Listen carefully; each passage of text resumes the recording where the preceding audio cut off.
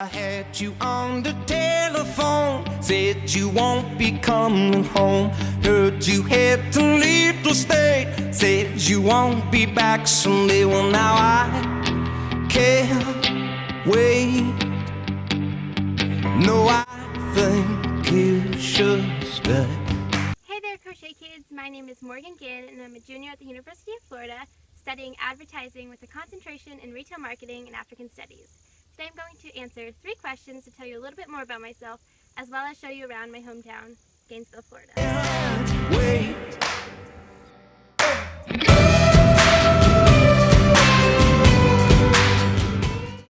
Gainesville, Florida consists of the University of Florida surrounded by a whole lot of nature. So if you want to have any sort of fun here in Gainesville, you have to have an appreciation for the outdoors. My ideal Saturday would consist of an early morning hike to Lachuba Trail, where we could hike and see some of Gainesville's wildlife, such as bison, wild horses, and of course, gators. After this, we'd head on out to my favorite local coffee shop for a good cup of coffee and of course, a box of donuts.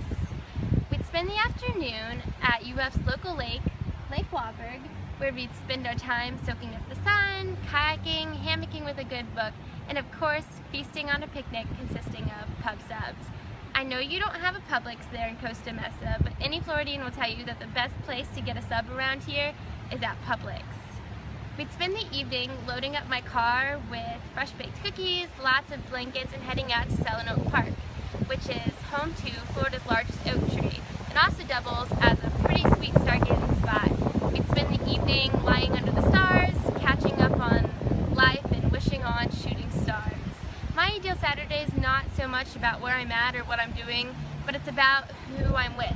I know that as long as I'm surrounded by family, loved ones, and friends, that any day can be my ideal Saturday.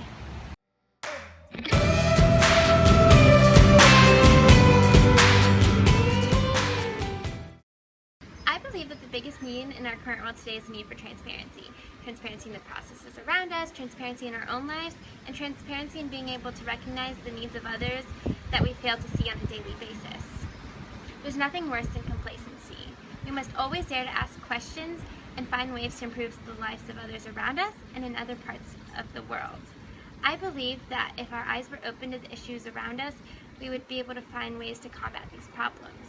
This is why I love Crochet Kids, because through something as simple as the purchase of a beanie, I can make a difference in someone's life and community in the other side of the world. This desire and need for transparency is also fueled by my fair trade shopping addiction, such as this coffee. I love being able to know where my products come from and ensure that they're ethically sourced.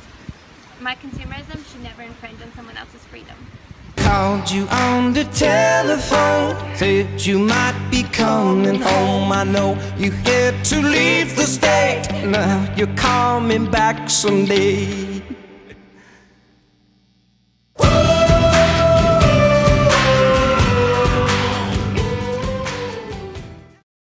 The biggest place I've ever traveled to was completely unplanned.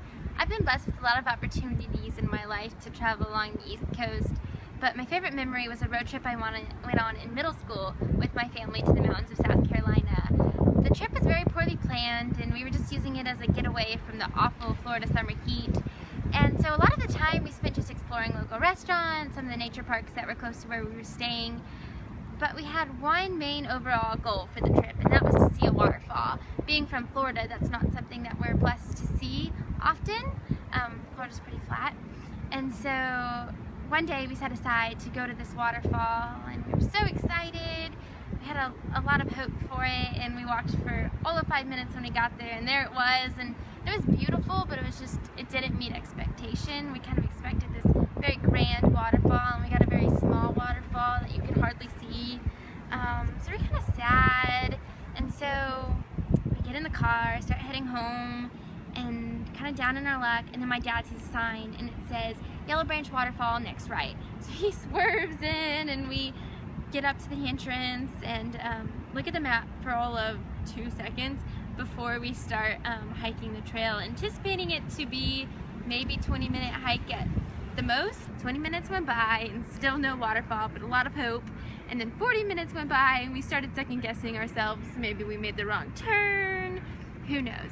2 hours later, we finally come across this waterfall, and it's the most beautiful sight that I've ever been blessed to see. It's large and just miraculous and beautiful, and so we just kind of took in the sights for about 30 minutes, cooled off in the water, and then headed back. And in my life I hope to go on many more adventures, hopefully greater adventures, but what made this adventure so special is who I was with, and the fact that it was completely unplanned. It was such a bonding moment for me and my family, and we didn't anticipate any of it. We expected it to be a 20-minute hike at most, and it turned into a 2-hour trek, and we anticipated our trip to be a pretty average family road trip, but it turned into